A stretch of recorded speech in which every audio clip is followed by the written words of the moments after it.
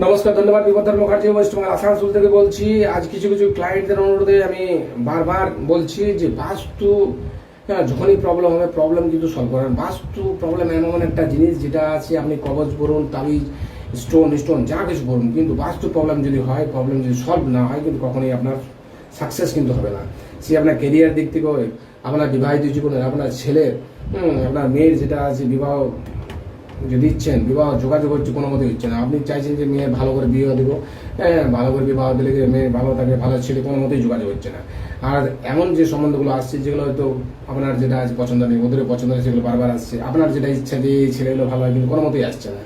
কারণ বাস্তব প্রবলেম একটা খুব ভালো ইন্ডিকেট একটা জিনিস, যেটা আছে নদীর কোনো ফল থাকলে প্রবলেম হয়, ওখানে কোনো ফল থাকলে আপনার যেটা আছে নানা রকমের যেটা আছে এতদিন ধরে যে পজিশন আছেন, পাওয়ার আছেন, কিন্তু আস্তে আস্তে পাওয়ার কমে যাচ্ছে।